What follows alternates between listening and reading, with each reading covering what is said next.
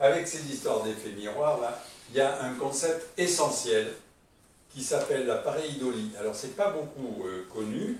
La définition de la pareidolie, c'est très simple.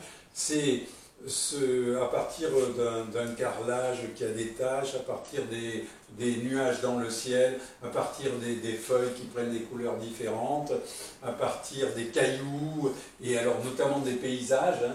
Donc on croit reconnaître une forme. Alors on croit reconnaître une forme. Par exemple, alors Gilbert va voir dans le ciel un nuage qui dit « Non, regarde la girafe », et moi je vais lui dire « Oui, non, je ne vois pas de girafe, mais je vois un crocodile ». Et alors lui, il me dit, mais non, je ne vois pas de crocodile. Et en fait, lui, il ne connaît pas le crocodile, et moi, je ne connais pas la girafe. Donc, je ne risque pas de voir ce que je ne connais pas. Je ne risque pas de voir ce que je ne connais pas. Ça veut dire quoi? Ça veut dire que je ne vois que ce que je connais, que ce que je reconnais. Et alors là, c'est très intéressant.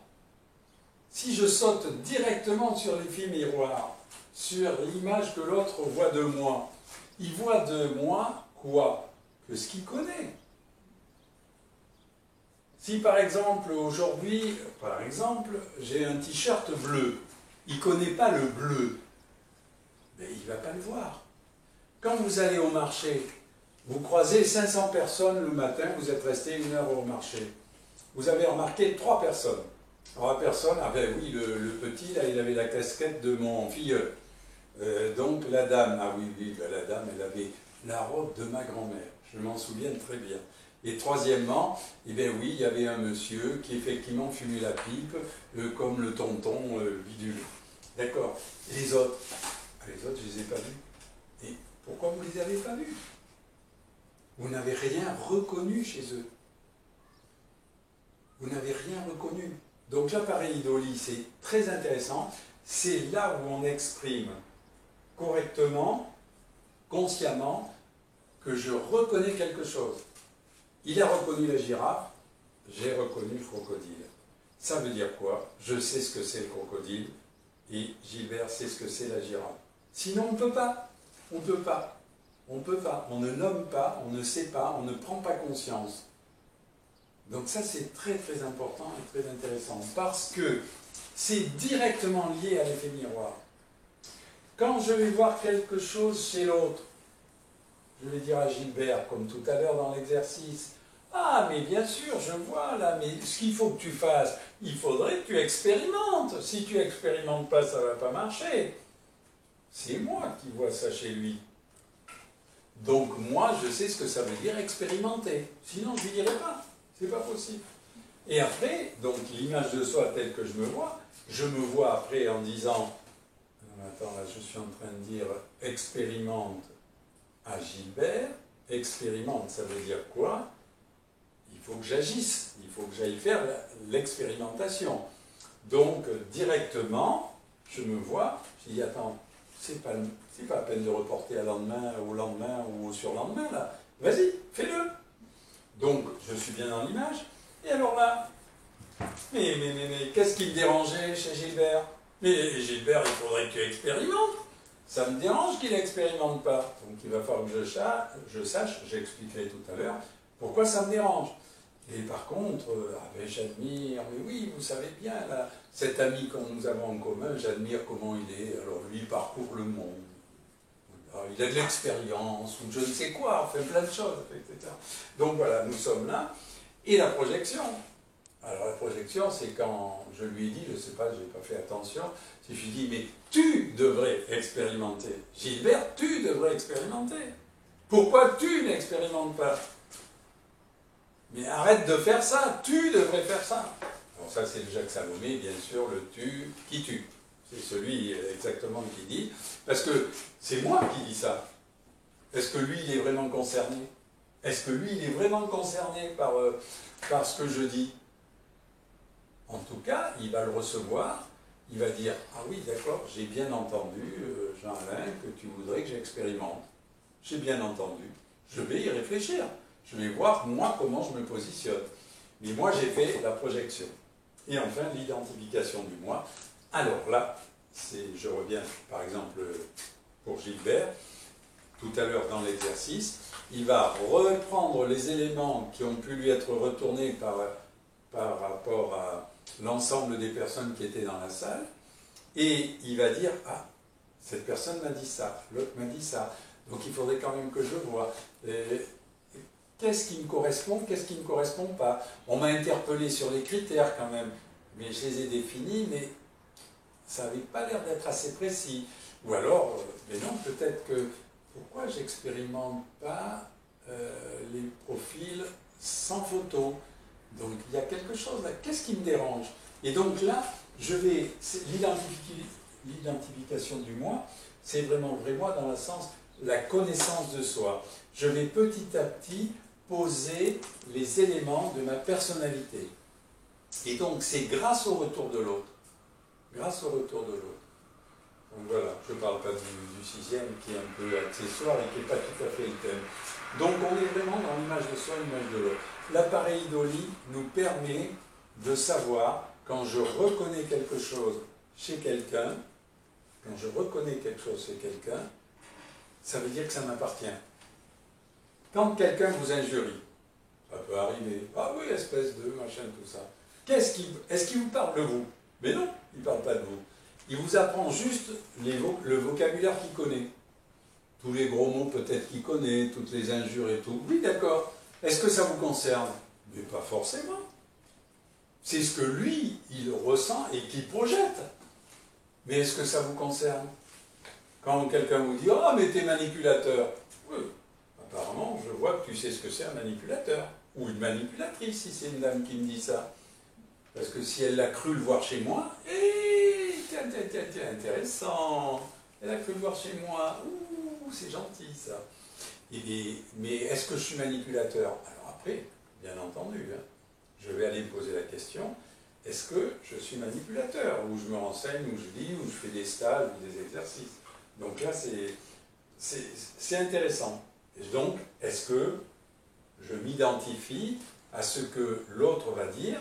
Non.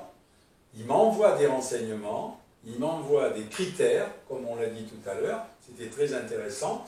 Je vais voir si je m'identifie. On va vérifier si ça nous appartient bien. Parce que l'autre, il m'a dit des choses, où il a projeté, ok, d'accord. Bon. Et donc, si je reprends l'image de l'appareil Dolly, et c'est ça qui est important dans l'appareil Dolly, vous recommencez toujours la même chose. Ben, forcément, c'est l'appareil Dolly. Vous n'allez pas voir quelque chose que vous ne connaissez pas. Donc, je fais toujours les mêmes rencontres. Eh ben, forcément, je rencontre que des manipulateurs. Eh ben, oui, mais est-ce que, effectivement, moi, j'ai étudié, j'ai relevé, j'ai regardé, j'ai défini ce que c'était la manipulation. À partir du moment où je la connais, je suis libre d'accepter ou de ne pas accepter la manipulation. Si je ne sais pas ce que c'est, je ne peux pas en faire quelque chose. Donc je ne côtoie que des manipulateurs, je ne les vois pas venir, je ne vois que des manipulatrices autour de moi, mais pas du tout. C'est parce qu'il y a une partie de moi manipulatrice que je n'ai pas été regardée de près. Donc l'appareil Dolly, j'y reviens et je termine, elle nous dit quoi? Elle dit, je ne peux voir que ce que je connais, donc qu'est-ce que je vais faire?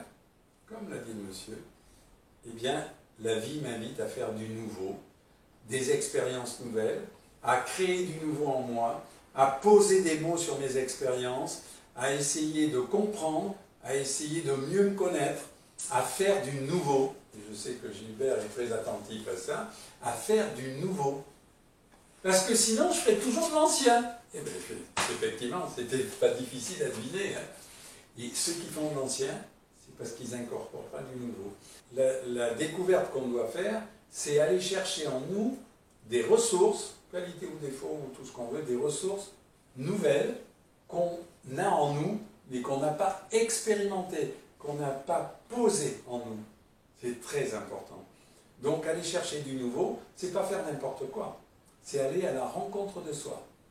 Les parties de soi que je n'ai peut-être pas encore découvertes. C'est pour ça aussi que je dis souvent cette phrase qui dit « Si je pose le mot sur la chose, j'en suis le maître. Si je ne pose pas le mot sur la chose, j'en suis le serviteur. » Donc si, par exemple, j'ai mal, j'en sais rien, au pied, et que je dis j'ai mal au pied, j'ai mal au pied, j'ai mal au pied, c'est vrai que j'ai mal au pied, mais ça ne m'avance pas à grand-chose. Je vais voir un médecin, le médecin me dit « Ah mais oui, mais c'est normal, vous avez un furon, vous avez quelque chose. » Et du coup, on peut faire quelque chose, parce qu'on a identifié. Donc, identifier, c'est quoi? Nous sommes là. Nous identifions des choses à l'intérieur de nous. L'identification, elle se fait par rapport à la personnalité, là, bien sûr. Donc, vous voyez comment l'appareil Idoli nous invite à nous ouvrir à l'expérience. Si je ne fais que reconnaître des choses, je vais revivre mon passé. Eh bien, dans le présent, j'ai ce pouvoir d'agir, de prendre des décisions, de choisir. Vous savez que quand on choisit, hein, la fameuse phrase de Goethe, quand on choisit, il y a plein de choses qui changent. Notre énergie change et on provoque des événements et il y a tout un tas de coïncidences et de synchronicités qui arrivent, ça c'est super. Et donc, à travers donc, toutes ces expériences, j'arrive à comprendre et s'identifier, c'est-à-dire mieux me connaître, arriver à une connaissance de soi, mais qui dure toute la vie. Hein. Le chemin, c'est la connaissance aussi.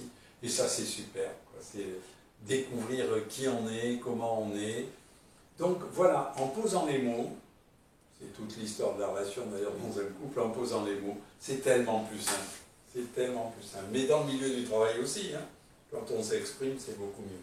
Donc, cet effet miroir, l'appareil Idoli, incorporer du nouveau pour mieux se connaître. Mais quand on se connaît bien, ben, j'entends ce que l'autre m'envoie, je fais le tri entre ce qu'il m'envoie, qui est une projection, et puis moi, ce que je suis, quitte à réfléchir après, et puis à me dire, mais finalement, tu m'as dit l'autre jour, effectivement, je croyais que je n'avais pas menti, mais j'ai bien menti. Mais je ne m'en suis pas du tout aperçu, j'ai cru que je t'avais dit, et tel que je te l'ai dit, comprends que c'est soit un mensonge. Donc voilà, on fait du coup, on rend une vie plus consciente, et certainement avec de meilleures relations avec tous les autres. Et alors, dans le couple, quand on peut s'expliquer, c'est encore mieux, c'est sûr. Donc voilà, j'ai essayé d'être clair à la fois sur l'effet miroir et l'appareil Idoli, cher à Gilbert, et je te remercie.